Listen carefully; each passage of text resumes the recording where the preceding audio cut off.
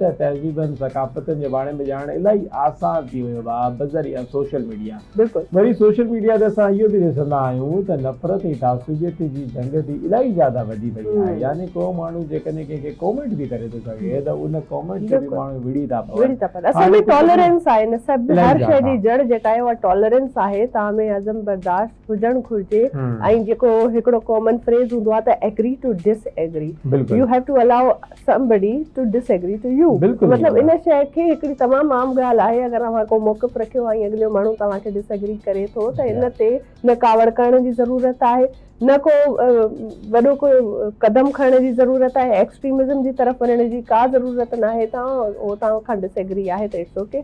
अगरि तव्हां पंहिंजी सोच जा हामी आहियो तव्हां उनखे आराम सां डायलॉग जे थ्रू ऐं कूल माइंडेडली बि एक्सप्रेस करे सघो था। पर असां वटि टॉलरेंस जी कमी आहे, इलाही ज़्यादा माण्हू बर्दाश्त न कंदा आहिनि। सिंध में बि हाणे कुझु ॾींहं पहिरियां हिकिड़ो वाक़ियो पेश आयो। हिकिड़े वॾेरे कंहिं ॻोठ जे पोस्ट लॻाई ऐं उनजे मथां हिकिड़े ॻोठाणे छोकिरे जेको आहे उहो कॉमेंट करे छॾियो उनखे तंज़ कंदे या ईअं को।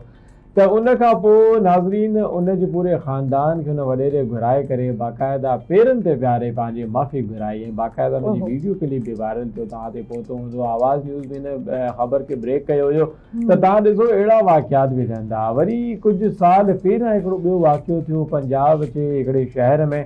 उते इहो वाक़ियो थियो त ॿ दोस्त हुया पाण में इलाही ज़्यादा गहरा ऐं हिकिड़े दोस्त जेको आहे उनजे हिकिड़े सियासी लीडर जे ख़िलाफ़ पोस्ट हणी छॾी त यार हे मूंखे सियासी लीडर न आहे पसंदि। त उन दोस्त पेश में अची करे उनखे फायर करे मारे छॾियो। यानी तव्हां ॾिसो बर्दाश्त जो मवाज़नो जेकॾहिं मिसाल जे तौर ते केतिरी नंढी ॻाल्हि आहे, केतिरी नंढी ॻाल्हि आहे। यानी असां छो कंहिं पॉलिटिकल आइडियोलॉजी जे पोयां हिक ॿिए जी जानियुनि जा दुश्मन थियूं, हिक ॿिए जा दुश्मन थियूं। असांखे बर्दाश्त करणु अचणु घुरिजे छो जो असांखे शुरू खां वठी इहो ई सेखारियो वियो आहे। ख़ासि करे जेकॾहिं सिंध जी ॻाल्हि कयूं त सिंध त आहे ई बर्दाश्त जे लाइ अमन जी सरज़मीन। असांखे सूफ़ियनि छा पैगाम ॾिनो सिंध जो, उहो इहो ई पैगाम ॾिनो त तव्हांखे बर्दाश्त रखी करे इख़्तिलाफ़ राय जो एहतराम करिणो आहे। मूंखे कंहिं ॻाल्हि खां इख़्तिलाफ़ थी थो सघे, तव्हांखे मुंहिंजी ॻाल्हि तां थी थो सघे।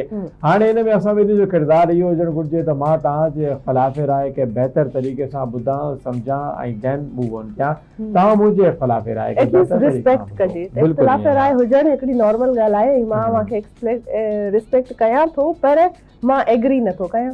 मुंहिंजी हिकिड़ी ॿी सोच आहे, मुंहिंजो हिकिड़ो ॿियो पर्सपेक्टिव आहे विच इज़ वेरी नॉर्मल। हिनखे ॾाढो नॉर्मल तरीक़े सां बि हैंडल कयो वञे थो पर अनफॉर्चुनेटली इहो नज़र घटि ईंदो आहे। ऐं इन ई वजह सां असां अक्सर पंहिंजे पाण खे बि नुक़सानु ॾेई वेंदा आहियूं ऐं पंहिंजी जेको आहे हिकिड़ी को न को वॾो नुक़सानु ॾींदा आहियूं या त कंहिंखे ख़ासि दोस्त खे विञाए वेहंदा आहियूं।